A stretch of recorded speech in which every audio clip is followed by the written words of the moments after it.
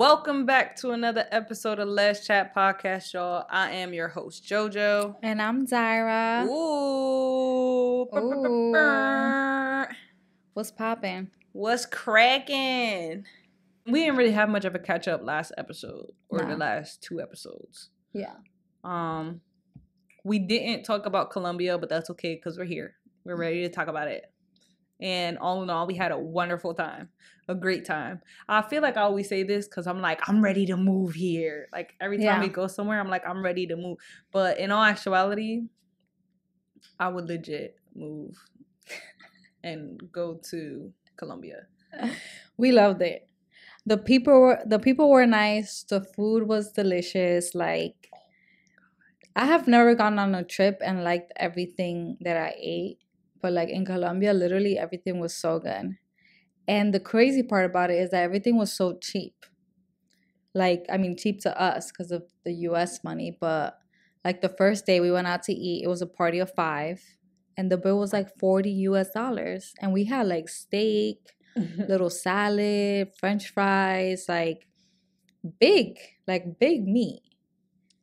Like I'm the fillets. Like the shit was busting. Mm-hmm. And I thought like they were lying when they said it was that much.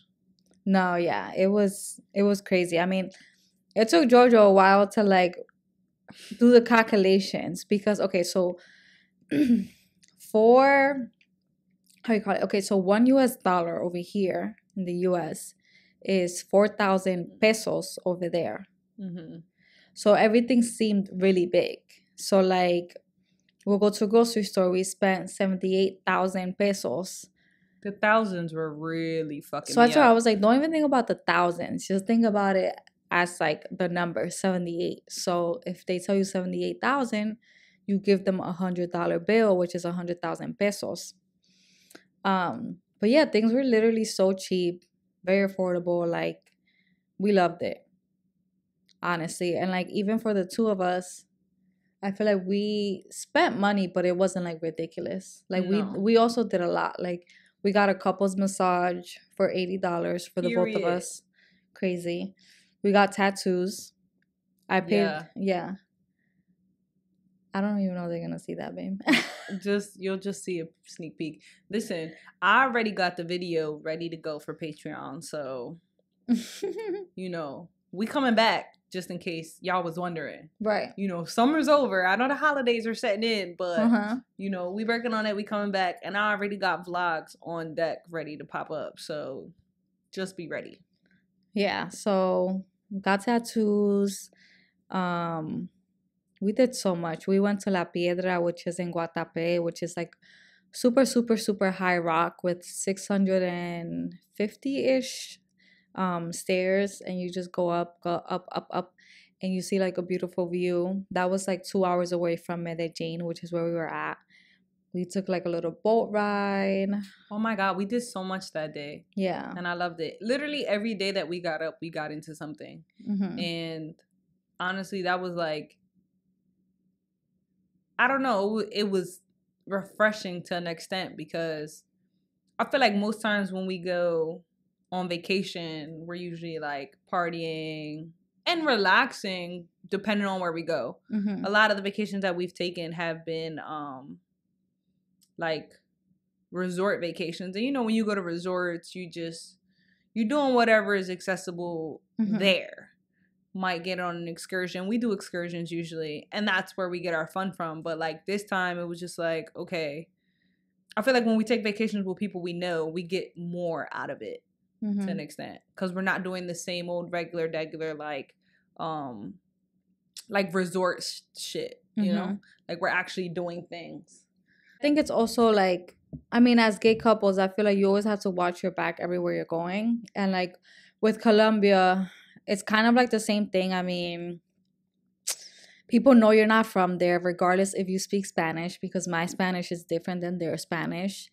And they could just tell, I mean, by the way that you dress, obviously. But I was told, like, be careful with, like, what jewelry you wear. And, like, you know, don't wear too much flashy things. So we just kept note of that. Because even in Dominican Republic, when I go, like, I don't really be rocking any, like, fancy stuff. Because I just know that they could literally snatch it. And they do this thing because they are on pasolas, like little motorcycles.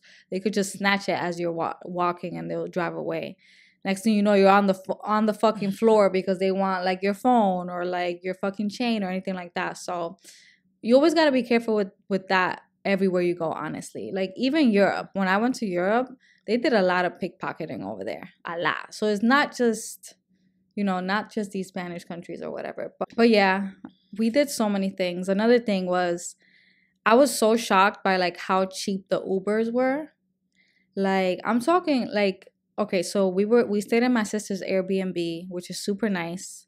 If y'all want to know the details, I'll like add the link. But it was in a good place because it wasn't right in the touristy spot, but it wasn't far from it. So it was, I want to say like a 15-minute Uber ride from El Poblado, which is like where all the clubs and restaurants are at. So many. It be popping all day, every day. It's like streets and streets and streets of clubs and restaurants, even on the weekdays. Mm-hmm. And the Uber rides were like $3, like max, like maybe $9, like US dollars. Like I was shocked. I was like, when I looked at my account and I got the notification, I was like, oh shit. But they also do have taxis. But since it was a party of 5, it was hard to get a taxi. Bro, they have such small cars over there, like really tiny cars. Yeah, they cannot fit 5 people. So we would always have to order like a Uber Comfort, which is apparently for big groups, but that wasn't always the case. It was a hit or miss though, because then it was like, I don't know if it's like a law thing or if some people just weren't comfortable with carrying too many. But even when they had enough for 5, they were only taking 4. Yeah, it was weird. But I mean, it's like we fit, but like really tight, type of thing. But the taxis were okay. I did feel like at times I didn't know if I could trust them because 1, they didn't know where they were going, so they had to use my GPS. And 2, they would like throw prices, and then I'm like, I see you taking the long way. Like I don't know if this is working. Like I feel like you're trying to play me. So I recommend doing Uber. Uber everywhere. Another thing that I found crazy cheap was nails, like doing your nails. So me and Jojo, bear with me because you guys know I do not do nails like that. Like if you watch the podcast, I barely ever have acrylics on, and if it looks like I do, they're probably press-ons because this shit getting crazy expensive. But so me and Jojo, we got a pedicure, a gel pedicure. We also had to remove the gel that we currently had on our pedicure, which is obviously an added cost. Then we both got like we wanted to do like matching nails. So if you follow us on social media, we have like the same colors. But I got acrylics with gel and Jojo just got gel. But like we have some designs or whatever. $54 US total for the both of us. For the 2 pedicures, the gel removal, the acrylics, the gel manicure, and design. Baffled because here $54 is not enough. Like maybe you'll get maybe get a pedicure. No, that's to get a pedicure. That can definitely, but then maybe to clean your mat, like do like a mani with like no gel, no color, nothing. I don't even think that. I would think just a pedicure. You think with the added tip? Oh, true. The tip. Yeah, pedicure would be like $35. Some wild shit, but. Baffled. That's why I was like, nah, we gotta get our nails done here because if it's not now, it's never. Yeah, I wasn't even really trying to get my feet done. In all actuality, when she had planned to do it and she was speaking of it, I was like, that's okay. You and your sisters could go. I was like, no. Not that I don't mind getting my nails done, but I was just like, that's just too many bodies to be sitting and waiting for. And it's like, it's not like there's that many techs. So I was like, I'll just wait. And then she made me go anyway. And I was like, okay, I'll get my nails done, but I'll leave my feet because I still have polish from the last time we got our feet done. And she was like, no, you're going to get your feet done. And I was like, okay.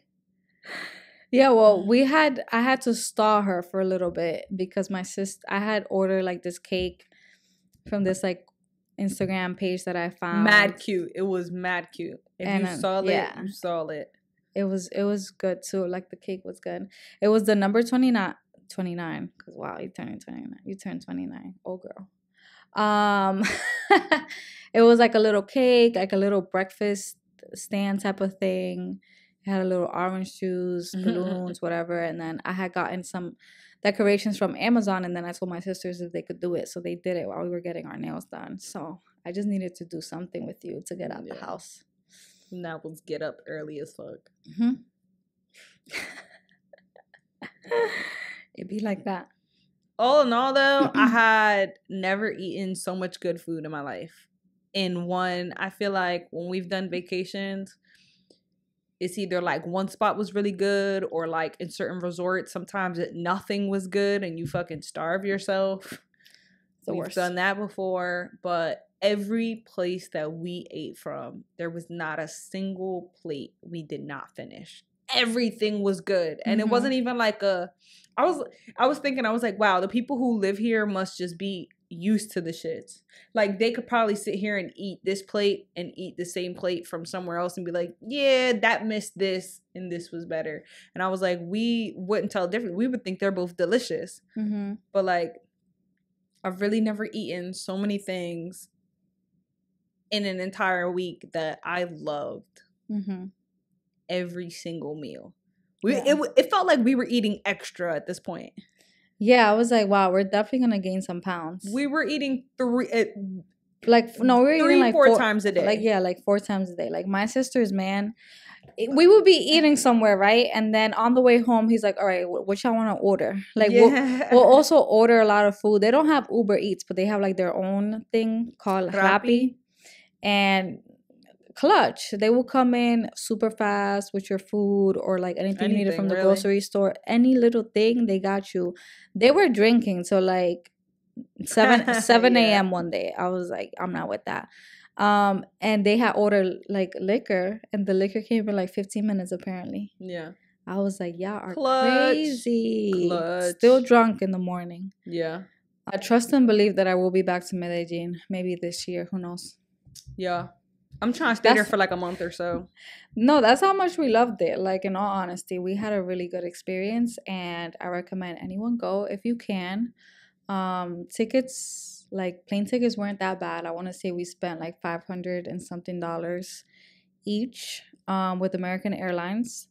And obviously there was a stop because for some reason from Jersey and from Philly, there's no straight flights. I think from JFK there is, but I would never drive over there. But yeah.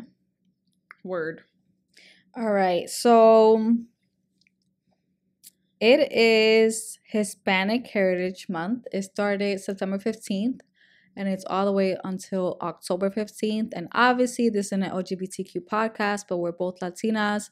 So we just wanted to highlight like some LGBTQ icons that are Latinas. So the first one I have is Young Miko. Baby Miko. If you don't listen to her, you gotta start. Like, you really, like, she's big. Like, she's been with Karol G. She's been with so many, like, artists, like, on stage. She's been with Bad Bunny. Like, she's out here. And she just has this little swag to her.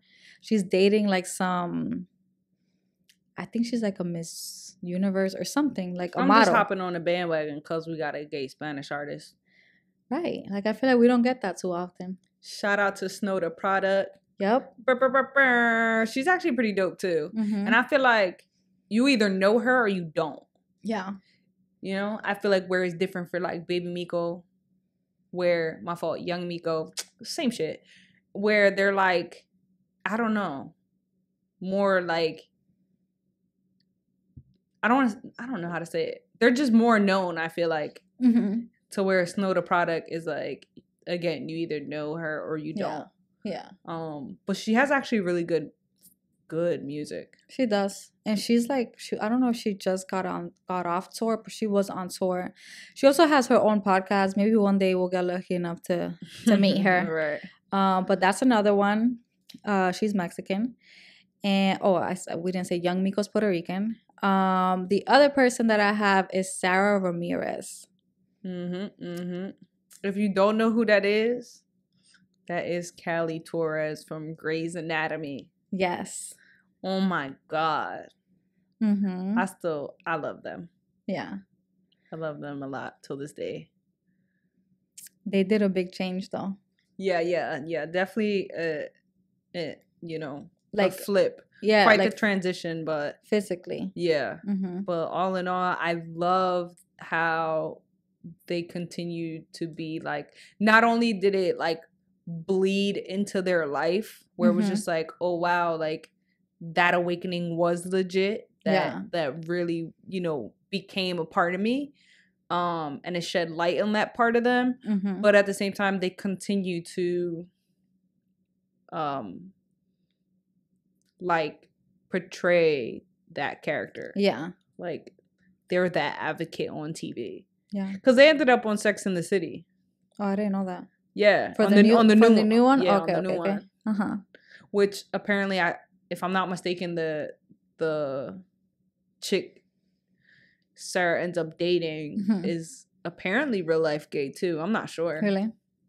Yeah, I love that when it comes to light and they're actually gay, for real in real life, or like queer in real life. Yeah, it's so sad when they're not. Like it's a little disappointing, but it's like, whatever. I was attached to the character. Right. Let me not get ahead of myself. Right. It would be too much of me to think that they're actually gay in real life. But I'm sure they enjoyed living that life. They're also Mexican. And then the last person, you want to say it? India Moore. You know who that is. Yeah. But I just want to make sure I said it right. If you don't know who that is Angel from Pose. Yeah, we talked about Pose before. If you haven't watched it, I don't know what to tell you. But they are a transgender, non-binary actor, and they're from Haiti, Puerto Rico, and Dominican. Love that. I actually follow them, and I am obsessed with them. I have an obsession problem. I do. I really have an obsession problem with TV characters, queer TV characters. You do. I do. I like really get involved in the storyline. Like I'm invested. Yeah. And it's just like, I don't know, because at least for me, I feel like I've said this before, where I've grown up always watching movies, and then eventually, you know, you get into at least that's all we had to do anyway, was to watch movies when we were younger. And then the older we got, it was like television was a thing, so like MTV, BET, what's the other one, VH1, you know. So whether watching music videos and live performances to watching TV shows were like a big thing for a little bit. I know movies always been a thing, but in my like teenage years, TV was like the thing. You know, you had to catch a show at 8:00 Thursday night, every Thursday, if you were that invested. And I was telling her how like me and my mom used to watch all different types of shows together. Like when that day came, we knew Grey's Anatomy was coming on at 8:00.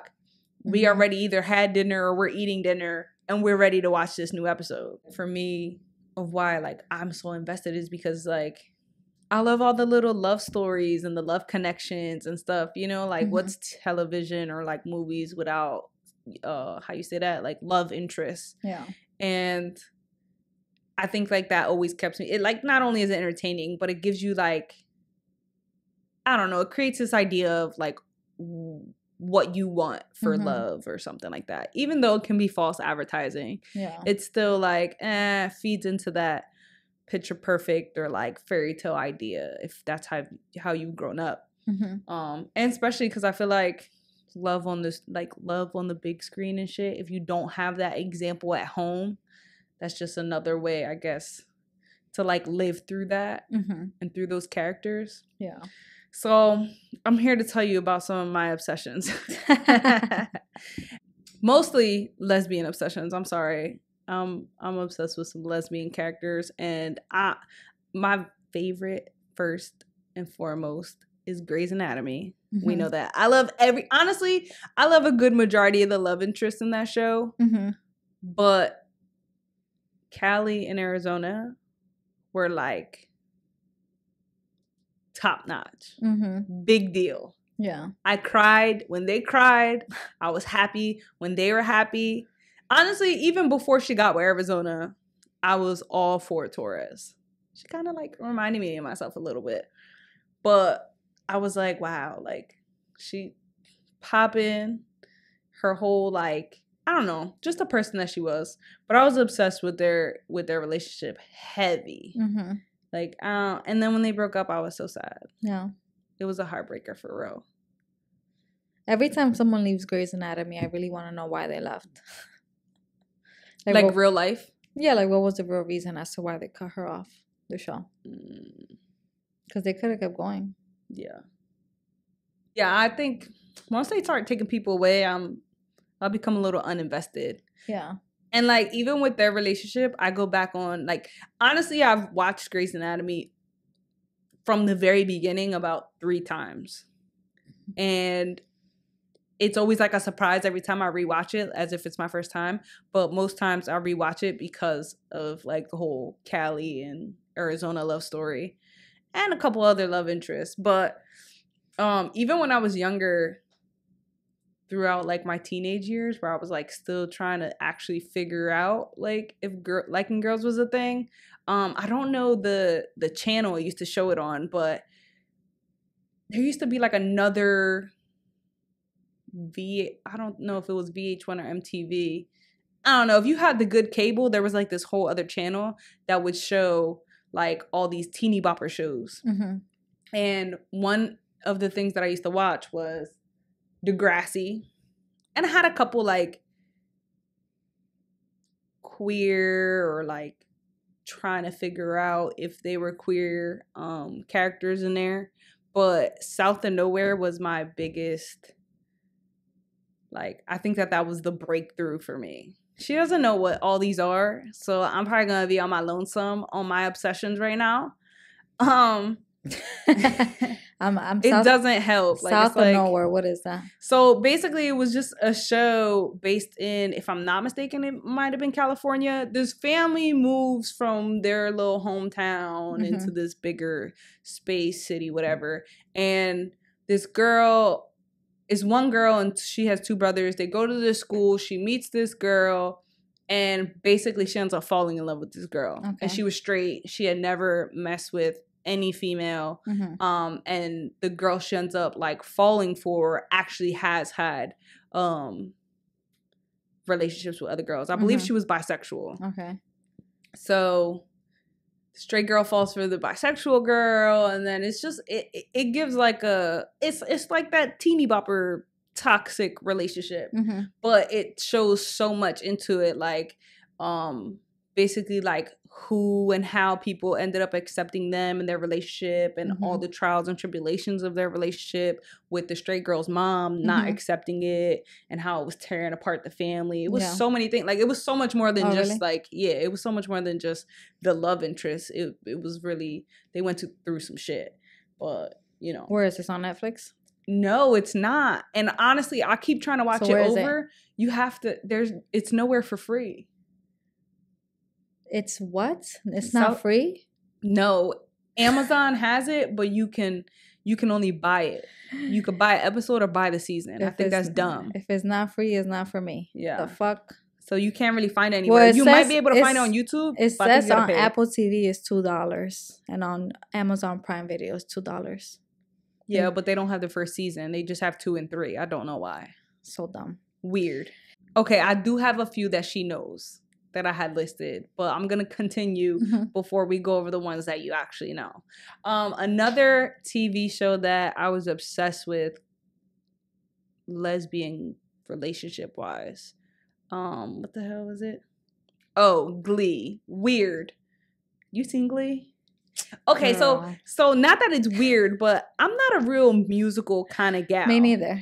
So I fast forward. I literally. So listen, enough with the singing.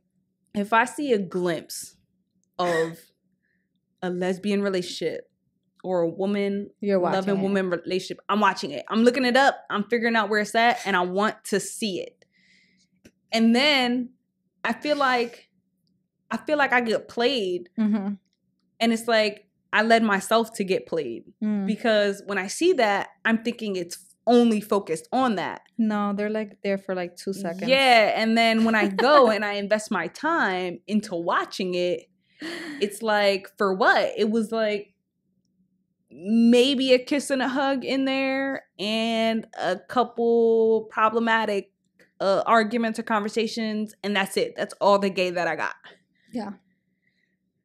And that low-key makes me tight, but whatever. So Glee was one of those TV shows that I was like, oh my God, like, not only is there a poppin' queer cheerleader, but she's Spanish.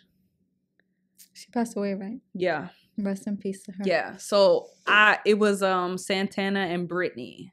They were both cheerleaders. The one was seen to be ditzy, but she was cool. I actually fucked with her.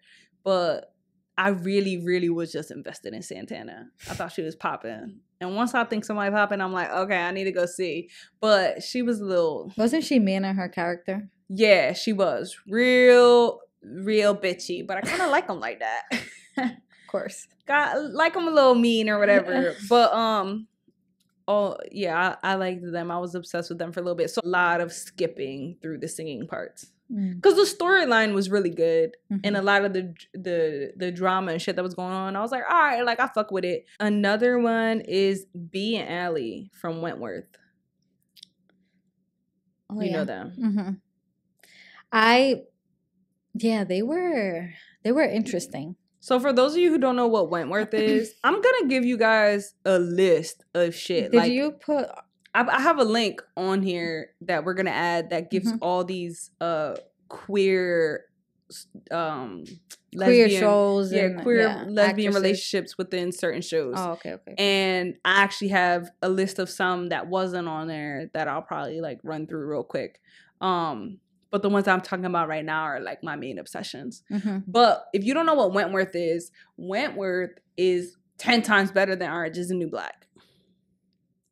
That's all you need to know. It's another prison show, like based in a women's prison, but I think it's like an overseas one. Yeah. I don't know if it's the UK or somewhere in some type of prison where you could bring your kids in. Girl. She tried to get me to watch it at first, and I said, what is this, girl? Like, this is like fake. Ain't no way a kid's gonna be growing up in a prison. It starts off really slow, but it gets good. It gets it gets legit, like real. It gets good, and like they fight a lot, and it's like really graphic at times, and it really makes you scared of prison because the shit that they go through and the shit that they do to each other is terrible. Like there's a ringleader at all times, and then it's just like they hurt each other physically all the time. It's constant drama. Yeah, but that show was really good, and there was a lesbian like couple in it, but I don't want to ruin it for people. But I mean, that's to be expected in a fucking prison, no? You think they was really gay? Like real life? Real life. Oh, I don't know. I be thinking like, are you really gay? Or are you just gay because you're in here for life? Or are you just... oh, you're talking about legit people in prison. I mean, you know, people make it work. I don't know. Yeah. Like, what else you gonna do if you got life in prison? You're gonna create a love interest somewhere. But yeah, that one was good. But yeah, I would suggest watching that if you like fucking Orange is the New Black. I like that when it first started, and then somewhere along I don't even know how many seasons there are, but after like the second one or the third one, I just thought that they were just winging it. That it was just a bullshit storyline. It was just like, it was kind of like, we're just giving you gay content. And like, we want the gay content, but it's just like, what the fuck is this really? Like, where's this seriousness? Where did things get? So I kind of fell off Orange is the New Black. But when I found Wentworth, I was invested. I was like, yes, this is what I want. Another one, we all know the L word. The L word, nothing overpowers over, nothing is the L word. That's all you need to know. Yeah, we have a whole podcast episode on that. So if you haven't listened to it, go back. I will watch it again, and she will hate me for it. And I'm not mad. That's it. Bet and Tina. I can't rewatch things too many times. Huh? I can't rewatch things too many times. I can if I'm invested in the yeah, love but it's interest. like you already know what's gonna happen. Yeah, but it's like, you know, when you're not getting, you don't consume, like, I don't know how to explain it. I just need it. If I'm not finding something new to be invested in and to like just, I'm gonna go back to what I know because I know it's gonna do it. I guess. Yeah. See, we're different people. I just need to be involved in other people's relationship, and that is my way. We all know Bet and Tina is her favorite, and that's why I jotted it down. And while I was obsessed with Bet and Tina in the beginning, I think about after the 4th time watching it, I really got into Dana and Alice. Mm-hmm. And Shane and Carmen. That's really, I mean, I fucked with Shane, but I really only got invested in Shane's relationship when she got with Carmen. But Dana and Alice were really my shit. Would be the besties, huh? And then lastly is Lena and Steph from the Fosters. Love, love, love, love, love the Fosters. Honestly, it was the most wholesome show I had ever watched. Mm-hmm. And realistic in so many ways. And I want to say like up to par. Kind of like how Grey's Anatomy is. It's like with the times. Yeah. So, and that's, I expect that from like a ABC family show, you know? They're always introducing things and like, I don't know, bringing to light a lot of family situations. Mm-hmm. So the Fosters was really that and more, because it was like, wow, 2 moms. And they were doing the damn thing. Yeah. It's pretty long, but it's on Hulu. I haven't finished watching it yet. Mm-hmm. I think it's still on Netflix too, though. Oh, okay.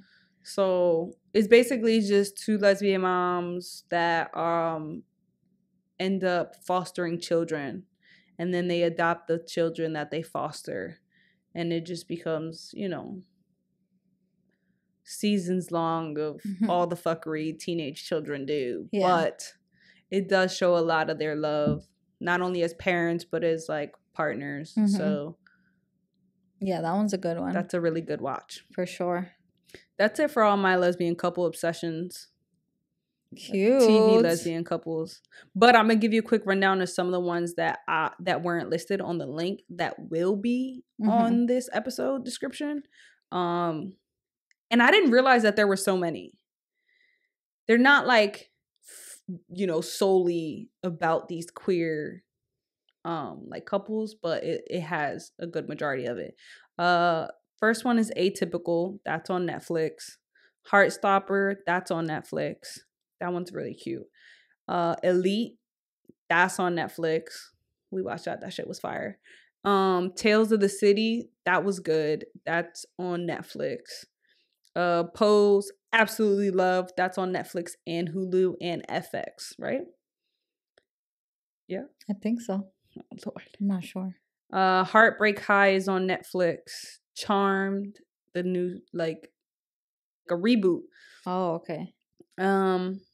First Kill is on Netflix. Jane the Virgin, that's on Netflix. Grey's Anatomy, that's on Netflix. Station 19, I don't think that that's on Netflix, but it might be on Hulu or Amazon Prime. Lost Girl, that shit was fire, but that's not on Netflix anymore, so I'm not sure where that's at.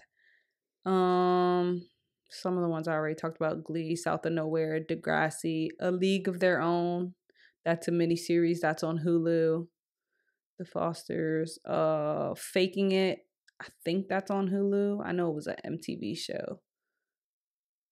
Crush. That's on Hulu. Vida is on Hulu. And there's so many more, but that's it. That's all I got written down.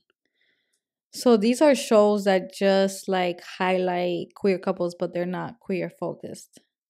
Yeah. Yeah. So if you start watching and you're like, where's the gay shit? You gotta wait. No, some of them are queer focused. Like Heartstoppers was queer focused. Yeah, that one's for Elite. Sure. Elite highlights queer. A lot it's of not like, queer. Actually, Elite is pretty. A lot of gay. Yeah. Not lesbian, but yeah, a lot of gay couples on that. Mm-hmm. So some of them highlight like the queer couple, but a good majority of them also is based around queer culture and community. Yeah. But that's it. That's all I got for my...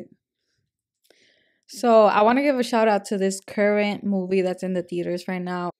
I hope I'm saying it right, but the movie is called Aristotle. Is that how you say the name? Aristotle. Yeah, Aristotle and Dante discover the secrets of the universe. So this is based off a novel, and pretty much it's about these two Mexican American teenagers who explore their friendship while struggling with racial and ethnic identity, sexuality, and family relationships in 1987 in El Paso, Texas. So it is a very much queer movie about the two guys, and I feel like a lot of people aren't really talking about it. So if it's in a theater near you, I recommend going and watching it. We haven't done so yet, but our friends went to go watch it and they said that they cried. So it's a cute movie. Yeah. I hadn't heard of it prior to us talking about it, but we're going to go see it. Yeah. I love anything like you said, any like queer focused. Yeah. Because it's just like, there was a time where it wasn't. Right. And some of the shows that I mentioned that were a little older, like The L Word or South of Nowhere, they were on specific channels. It's always like it's like specific adult channels or channels that needed a subscription. Showtime. The L Word was on Showtime. Who the hell was paying for Showtime? That's the thing. I'm telling you, my parents was not paying for that. Right. We I feel like we had the basic channels. Exactly. First of all, we had Disney Channel. You were lucky if you even had that on a basic channel. Right. The Cartoon Network, Nick at Night or whatever the fuck it was. Yeah. Like VH1, MTV, things like that. But I feel like I grew up either watching novelas or watching Disney Channel. Yeah. Yeah, so it was very, it makes sense. And what the fuck did they have on the Disney Channel or Cartoon Network or Nick at Night that was queer? Nothing. Yeah. Absolutely not a single thing. Wasn't it said that, like, I don't know that that's legit. What? But that, like, SpongeBob was a little tutti frutti. He really was. I mean, he's a little inappropriate at times. Like I didn't know until later either. It's like, so that shit on like Cartoon Networks, like obviously Adult Swim. Oh, okay, that's yeah, like, no, I know that. But like certain one of them were just like not. Yeah. Really child appropriate. Yeah, they weren't. No wonder we were shitbags. It's like no. But yeah, let's go watch it on a Tuesday. So we're gonna go see it and support it, show love. How you say that? Share it. All the above. Yeah, because it's not naturally gonna go viral like Barbie. Of course not. No. Like it's literally a movie about two Mexican gay boys. I'm about to say, I'm sure there's people who are listening to us right now and didn't even know what it was. No, they probably didn't even. Yeah, of course not. It's like crazy how many movies and shows that are actually out that we know nothing about. And the reason why we haven't seen it yet is because they don't have as many showtimes available as other movies. And they only show it in certain locations. I'm like, what in the fucking world? It's a movie. It should be shown like every other movie and give me multiple times that are after work hours. Yeah. Shit pissing me off.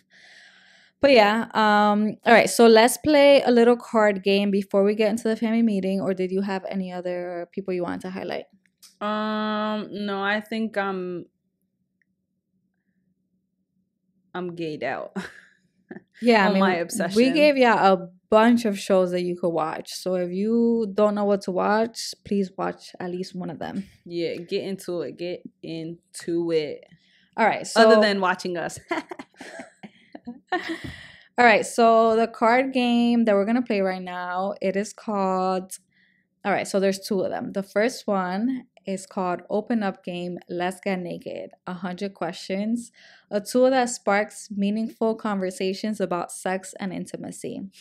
I feel like we talk a lot about card games and we love just trying out new card games. So I was so excited about this one because I feel like sometimes you don't talk about certain things with your partner because you don't know how to bring it up. Like, and then if you do ask them randomly, they're like, why are you asking me that randomly? And then it's like kind of weird. And I feel like there's been times where me and you are just sitting and we're like at dinner and I'm like, we're like, there's nothing to talk about.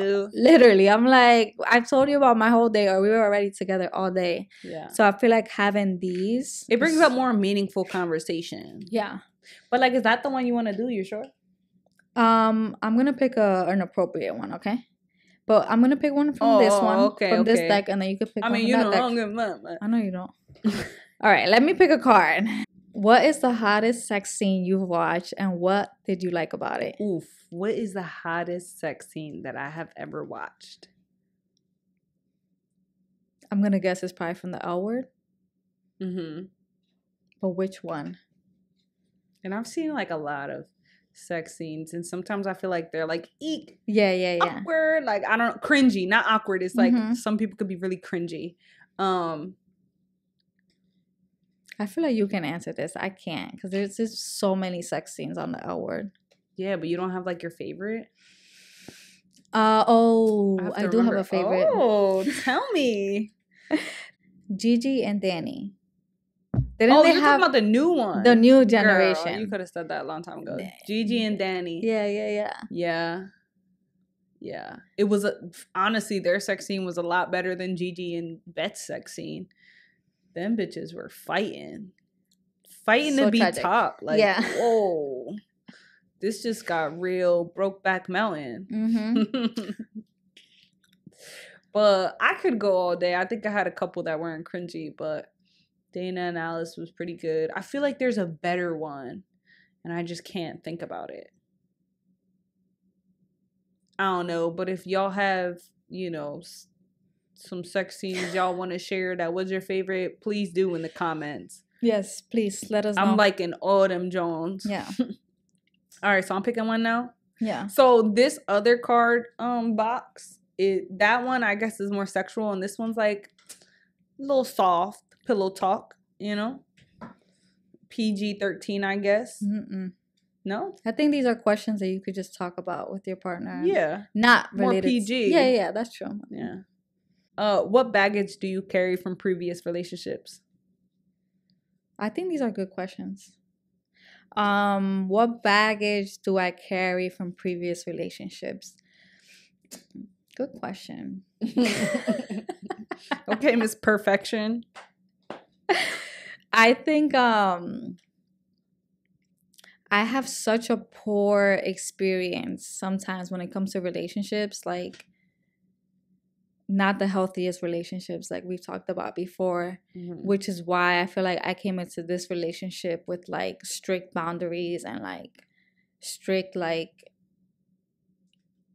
non-negotiables, I would say.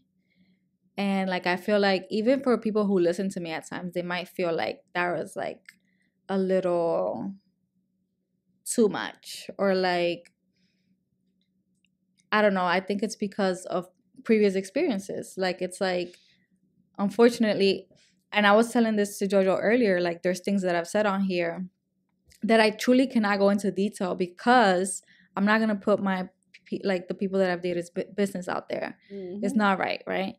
And if you guys only knew, then you would understand, like, oh, okay, this is why she has set these fucking boundaries, because it's like people have done shit that is just like inappropriate, things that are just like absurd, and that's what like really made me go into therapy before, because I was like, what is going on? And then in therapy, that's where I learned that like basically I had no boundaries with previous partners and that I had to set them. And I also didn't have boundaries with work, didn't have boundaries in my family. Like I really was kind of like a people pleaser and just always trying to like be like, I don't know, just be everything for everyone, and just like, I don't know, take a lot of shit, I guess, if that makes sense. Yeah. Good job. Yeah. All right, so let's get into the family meeting. I'm actually gonna read a question that was DM'd to us, and how you call it? We don't usually do that because we have like a whole list of questions from our Google form, but I thought that this one was good, so let's just read it. All right. Love you guys so much. We love you too. You both have given me a better understanding of so much. I have a question for you both. I've been married for almost 2 years to my wife. A couple months ago, she met a friend who is gay, and they started to hang out at least 3 to 4 times a week, going out, dancing, drinking, etc. And I was not allowed to go. She needed space, and I had feelings that something wasn't adding up. Sadly, I looked through her phone, and they had a lot of words like, I miss you, and it's only been a couple hours since we've seen each other, I love you, etc. This was on Snapchat.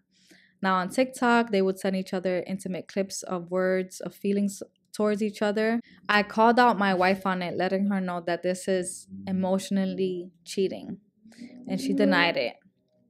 She has over time come around again and has not hung out with her friend as much, but they're still friends.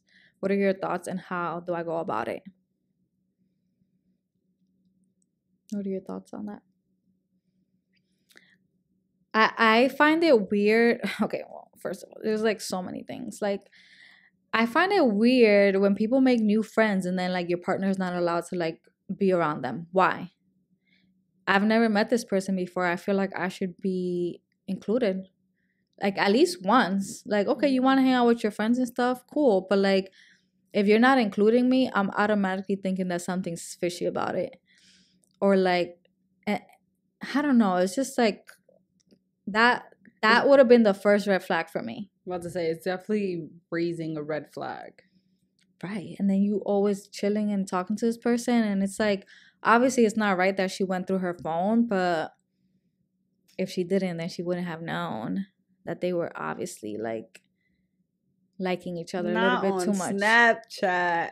I don't even have Snapchat, but Snapchat is just bad news, honestly. And even on TikTok, like they were communicating through so many different platforms, you know. It's just not right, especially if you're married to somebody. Yeah. I think emotional cheating sometimes could be worse than like physical cheating, because then it makes you question not your physical traits, but like your mentality and like who you are as a person, and like you really start to second guess your whole personality. Yeah. Like, you know, I feel like when it's physical, it's always like, oh, well, she just wanted some booty. Yeah, whatever. Yeah. I mean, what were you doing if you were in this situation? I don't know. I'd be butthurt for sure. You have a right to feel the way that you feel. Seeing shit like that, and there's nothing worse than going into somebody's phone and seeing shit that you really was hoping that you were wrong, that you would not see.